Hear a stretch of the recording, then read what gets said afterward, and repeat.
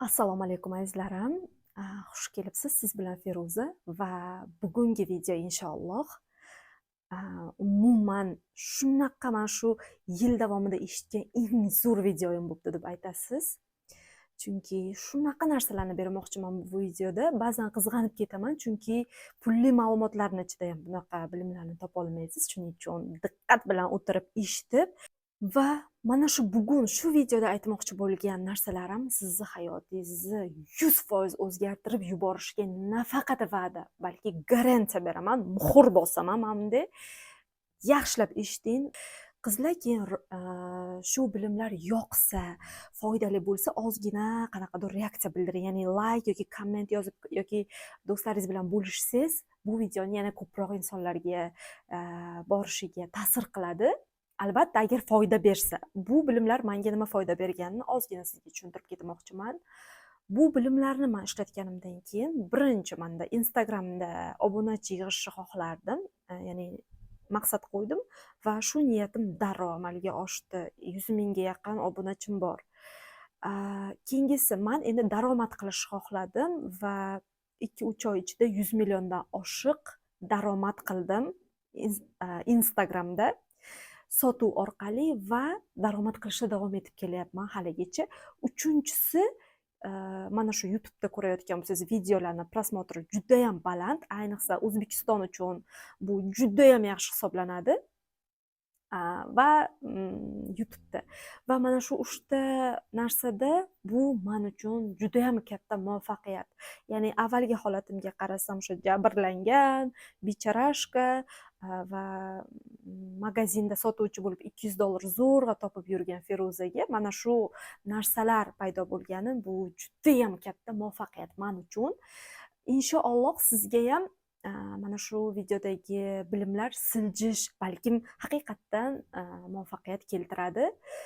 Faqat uni yaxshilab eshiting, diqqat bilan eshiting, har bitta aytayotgan gaplarimni amal qiling va foydasi bo'lsa, mana shu videoni hamma do'stlaringizga jo'nating. Mana shu qizni eshitdim, shunaqa foyda bo'ldi menda deb, chunki avvalgi videolarimda juda ham zo'r foyda ko'rishganini yozyapti qizlar. Juda ham xursand bo'lib ketaman va ayni mana shu yozgan kommentlaringiz, Feruz, foyda bo'ldi.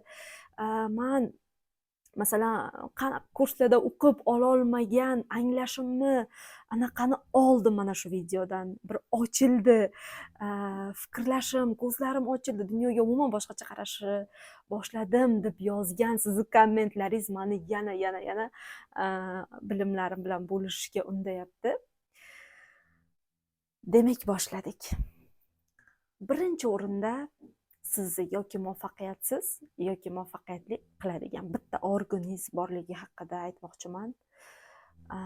Va o'sha organni to'g'ri ishlata olsangizgina yo u yoqqa yo bu yoqqa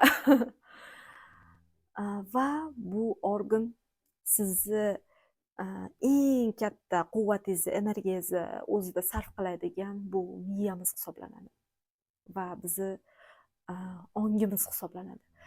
Qachonki siz ongingizni to'g'ri nastroyka qilsangiz, to'g'ri dasturlasangiz, ana o'shanda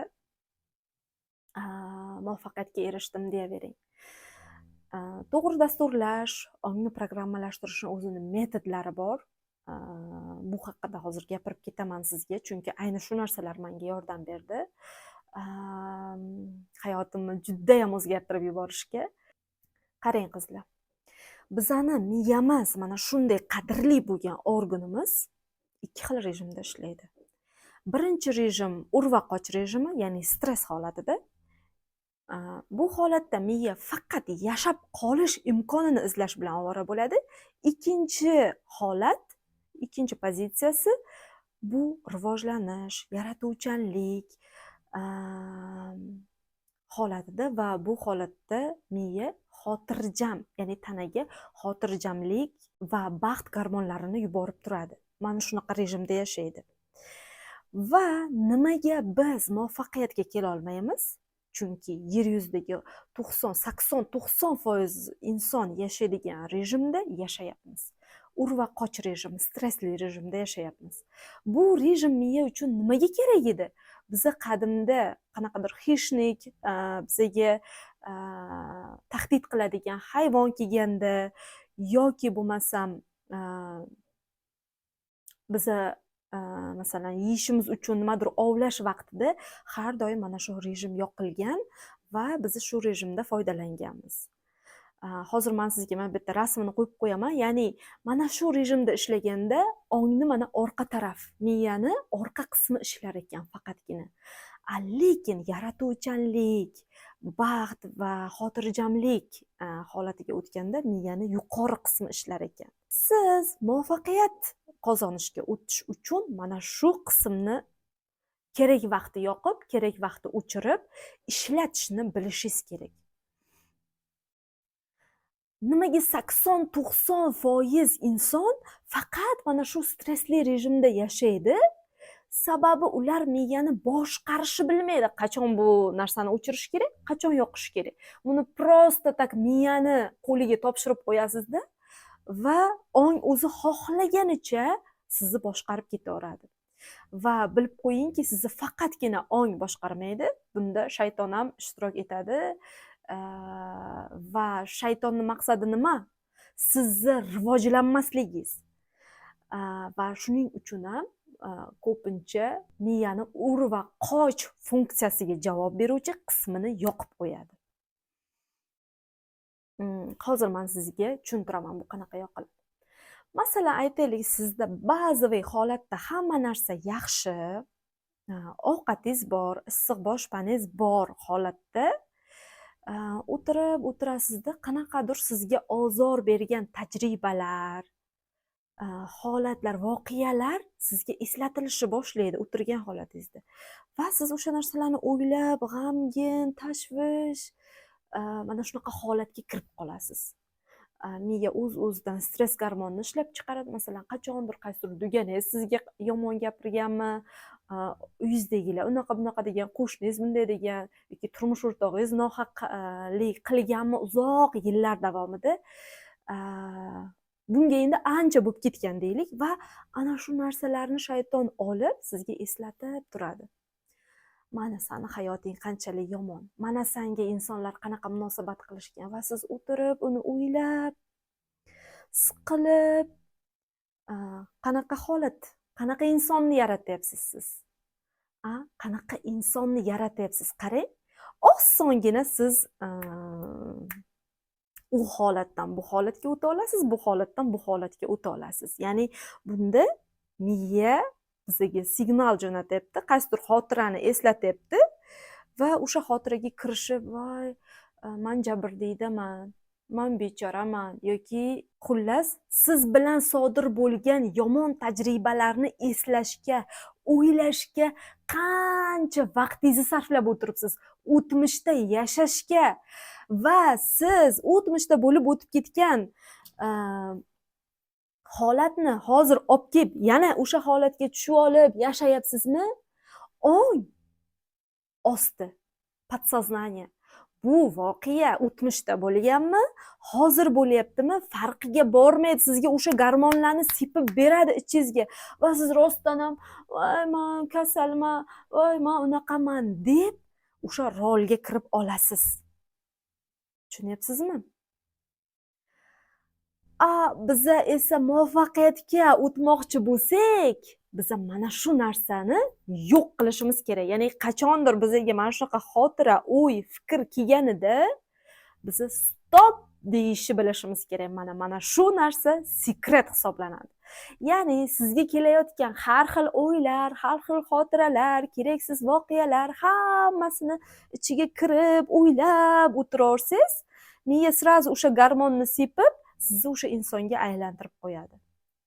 Ya'ni masalan, men xiyonatdan ozor chekyapman, men детский travmalarimdan ota-onam menga yomon munosabat bo'lgan, bunday deb shu holatlarni yashab o'tirsangiz, o'sha bo'lib o'tiraverasan.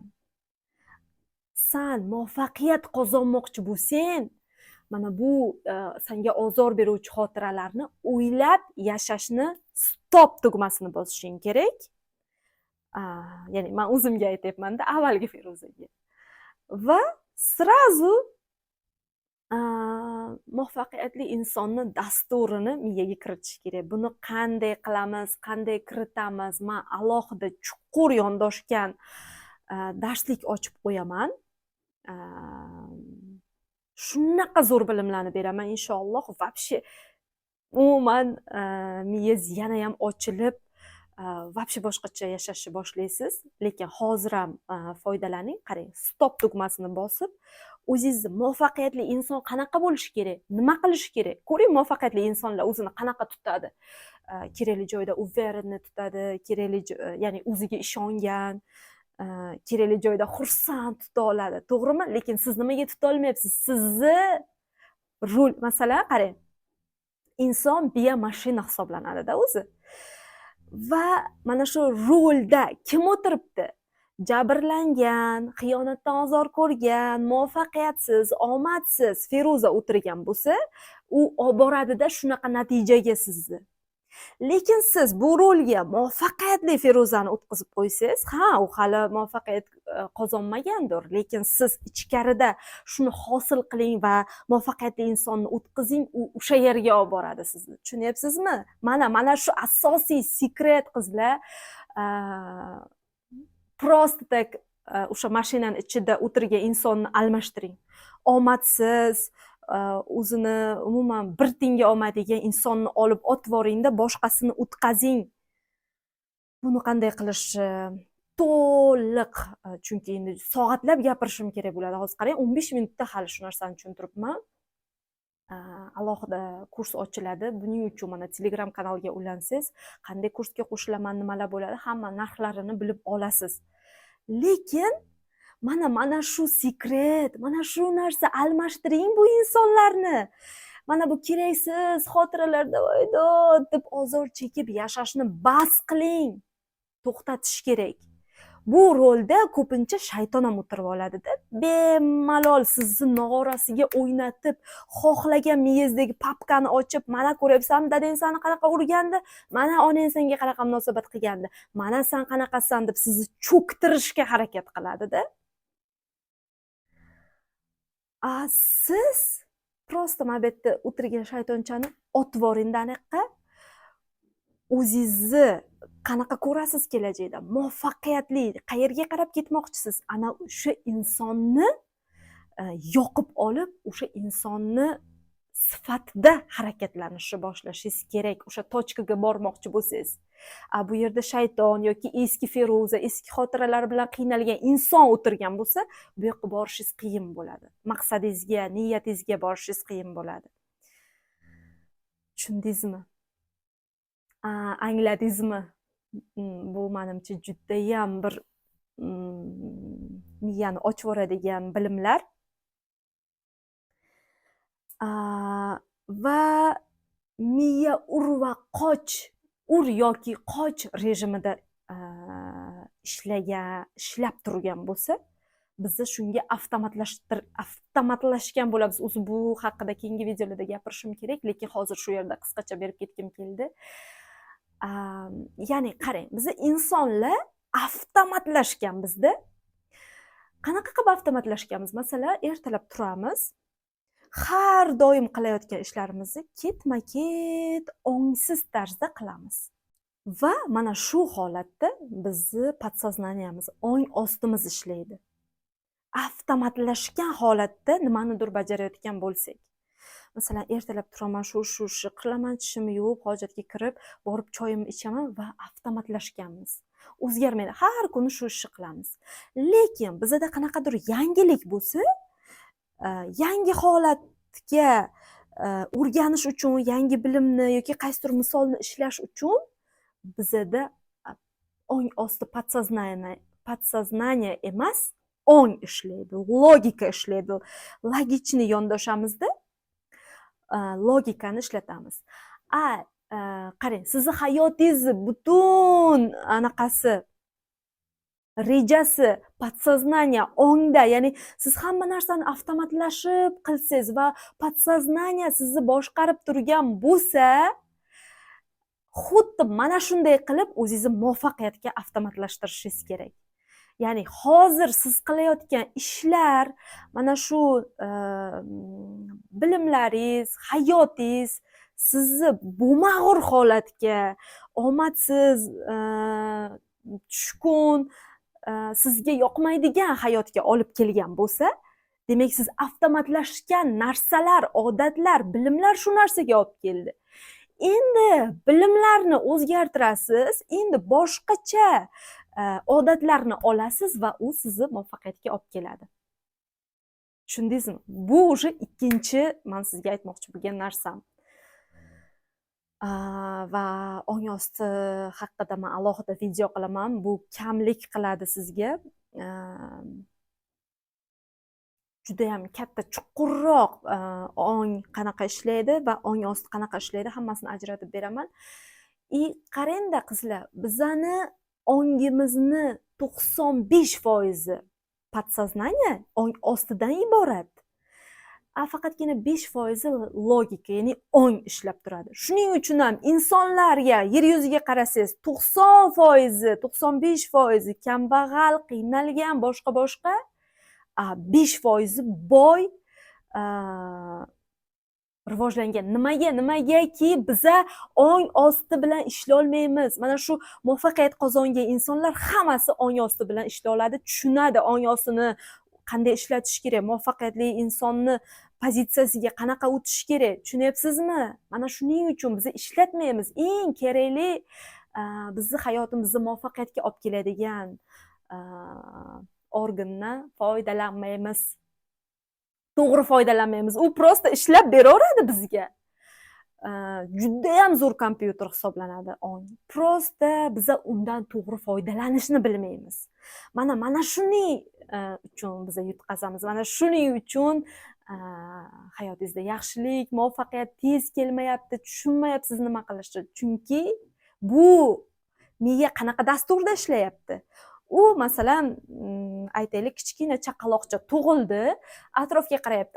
Ona mana bu narsa to'g'ri deb aytayapti, ota bu narsa to'g'ri deb aytayapti, qarindoshlar mana bu narsalar to'g'ri deb aytayapti, maktabiga chiqsa mana bunaqa narsalar. Demak, mana shu hayot, mana shu baza ekan. Ya'ni mana shu daromad norma, mana shunday yashash norma degan narsani o'ziga avtomatlashtirib oldi ong osti. Tushunyapsizmi?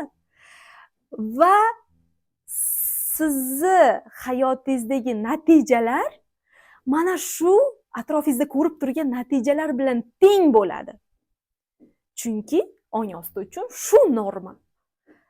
Siz muvaffaqiyat qozonmoqchi bo'lsangiz, daromadda siz ota-onangizdagi emas, yaxshi daromad qilib, yaxshi yashamoqchi bo'lsangiz, mana bu yerdagi o'rnashgan bilimlar, fikrlar, haqiqatlar, qarashlar almashinishi kerak.